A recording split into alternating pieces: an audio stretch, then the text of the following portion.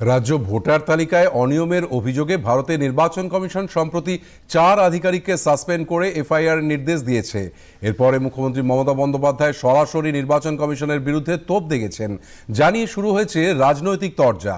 তবে এর আইনি দিক কি তা নিয়ে আইনজীবী উজ্জ্বল রায়ের সঙ্গে কথা বলেছেন আমাদের প্রতিনিধি। জাতীয় নির্বাচন কমিশন রাজ্যের মুখ্য সচিবকে চিঠি পাঠালেন ভোটার তালিকায় কারচুপির অভিযোগ এবং 4 জনকে এখানে বরখাস্ত করা হলো, নিলম্বিত করা হলো। পুরো যদি এই কোন আইনে বা কি প্রক্রিয়াতে এই বিষয়টি করা হলো যদি আপনি একটু বলেন। রিপ্রেজেন্টেশন অফ পিপলস অ্যাক্ট যে 1950 একটা আইন আছে, সেই আইনের ধারা 13CC, সেই প্রভিশনটাতে একটা স্পেসিফিক ক্লজ আছে যেখানে বলা আছে যে এই ইলেকশন কমিশনের আন্ডারে যখন এই ইলেকশনের এই সমস্ত জিনিসগুলো হবে, সেই সময় সমস্ত সরকারি কর্মচারী wheel B under the deputation of the Election commission.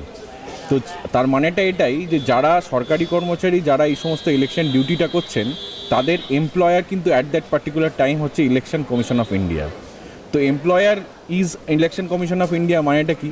তাদের কন্ডাক্ট সেই সেকশন 13CC-তে স্পেসিফিক্যালি বলা আছে, কন্ডাক্ট, ডিসিপ্লিন অ্যান্ড ম্যানেজমেন্টটা হচ্ছে by the Election Commission of India. তো যদি একটা কর্মচারী যার এমপ্লয়ার একটা স্টেট হয়, তাহলে সে তাকে বরখাস্ত করতে পারে, সে তাকে বরখাস্ত উইথড্রয়াল করে দিতে পারে, রিইনস্টেট করতে পারে সার্ভিস থেকে বের করে দিতে পারে। তো সেরকমভাবেই সেই সময়টা যদি আইন অনুযায়ী সেই সরকারি কর্মচারীটার এমপ্লয়ার যদি ইলেকশন কমিশন অফ ইন্ডিয়া হয়, তাহলে আইন অনুযায়ী স্পেসিফিক্যালি তাকে বরখাস্ত করতে পারে, তার এগেনস্টে ডিসিপ্লিনারি প্রসিডিং ইনিশিয়েট করতে পারে এবং তাকে ডিসমিস ফ্রম সার্ভিস করতে পারে। এবং সত্যি বলতে গিয়ে সেরকম প্রভিশনও আছে যেটা আপনারা দেখে হচ্ছেন যে এফআইআর পর্যন্ত লজ করতে পারে for any kind of electoral any kind of difficulties that if it is done by that particular incumbent.